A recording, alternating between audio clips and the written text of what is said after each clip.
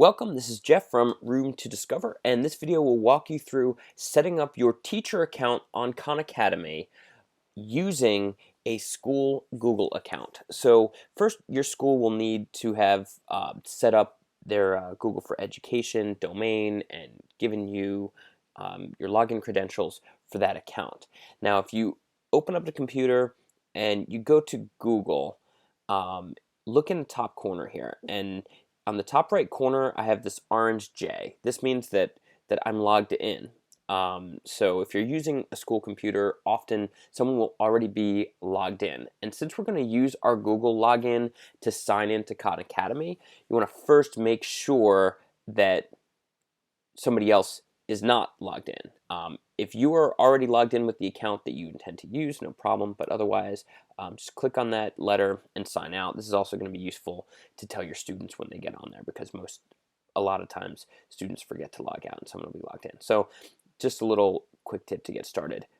So now this sign-in box, this means that I'm not logged in.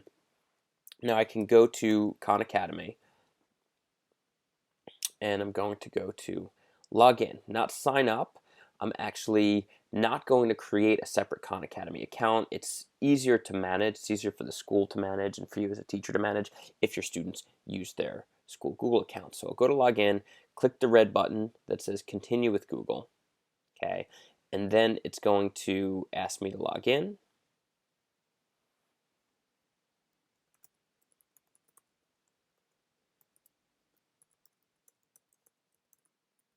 Okay, if you've never logged in before, you're gonna have to accept this agreement. Once you log in, Google is going to give you a notification that an application is asking to use your Google account as a login, and that's what we're trying to do. So say allow. Okay. Now this is the part that annoys me, is that they've set up these new onboarding features, and it's going to ask you a lot of information that we don't really care about, right? You're using it as a teacher, so you don't really care about any of these things. So you just have to select something. Same thing is going to happen to your students when they log in, and it doesn't really matter too much what they put in, because we're going to specify where we want them to start. But that is just something to know is coming, so that they can not get caught up in that. So your name or username is going to appear in the top right corner. Click on that and go to Add Students. Okay, and a pop-up window is going to come in where you enter the class name. I'll call this Test Class. Next. Now I'm going to add a subject. Most teachers will go right to the grade level they're teaching, which is a reasonable assumption. But in general, I recommend going a year or two below the grade level for two reasons. One is that most students tend to be a year or two below grade level. Another is that Khan Academy does a better job of moving students forward than it does moving them backwards. So it is an adaptive platform, and for the most part, when students are having trouble, it's going to adjust and give them different things to work on, but it actually makes those adjustments quicker when the student is getting everything right. So I recommend, as kind of a baseline, to start a little bit earlier than what you want.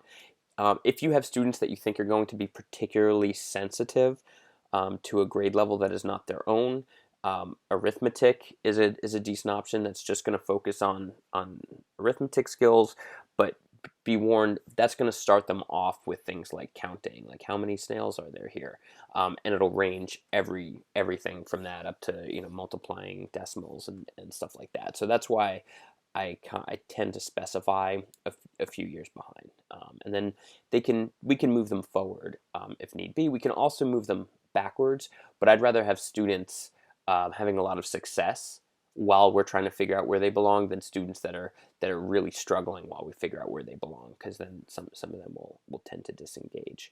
So if this is a 7th grade class, I would probably choose 5th grade. Now you're going to want to write down this code. You can find it again later, but this is something that the students are going to enter in that will add them into your class. Okay. Okay, so now we have the class created, and these are some options we can do next. Skip this find fifth grade content to assign.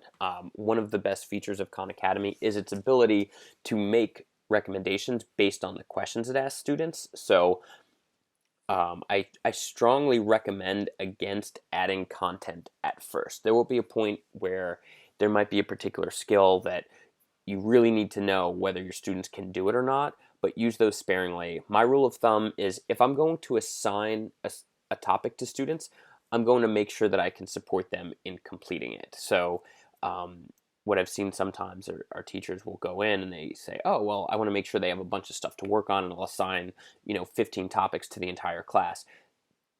That kind of undoes the entire purpose of Khan Academy being able to personalize the learning, because the 15 topics that you think are coming up next might not be what's right for each individual student in your class. And what's going to happen is the software is then going to force them into those topics. And we really want it to be able to adapt. And when they're struggling, give them something easier. Or if they do something, if they demonstrate mastery of something really quickly, we want them to be able to move ahead more quickly. Okay, so now this is your class view. This is where the class code shows up. As students log in, they'll appear in your roster. Okay, and this is also how we can track the activity, which we don't have any yet because we don't have any students, and progress. So activity is basically, are they using the platform? If you give them class time to do it, it should record how much time they're using on the platform. It will time out if they are working out of another window or just kind of staring out the window.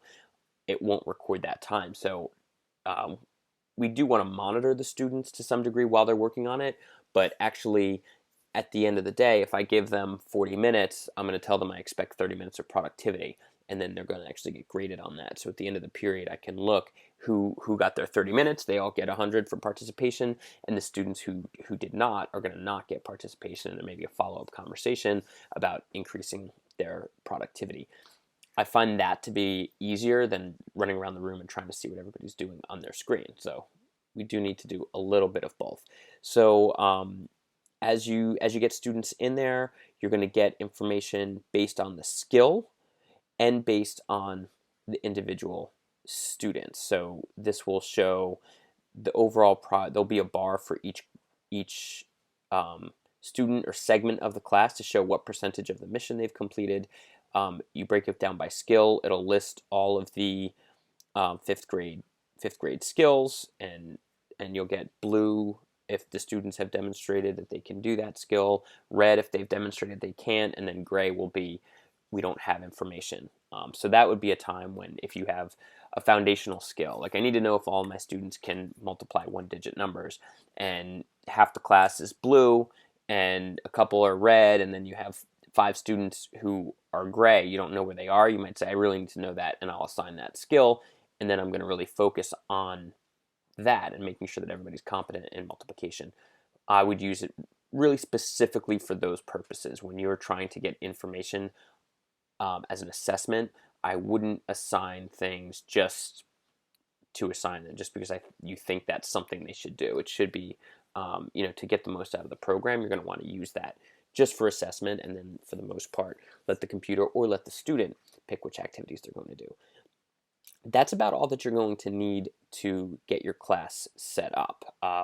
Once we share this code with the students, they can enter it, and in the next video, we'll go through what does a student need to do, and that's a video that you could even just show to your class to walk them through. They're going to add themselves to the class, and then they'll start showing up in your roster, and you want to come back and just check your roster to make sure that everybody has correctly added the class after you put them on the platform.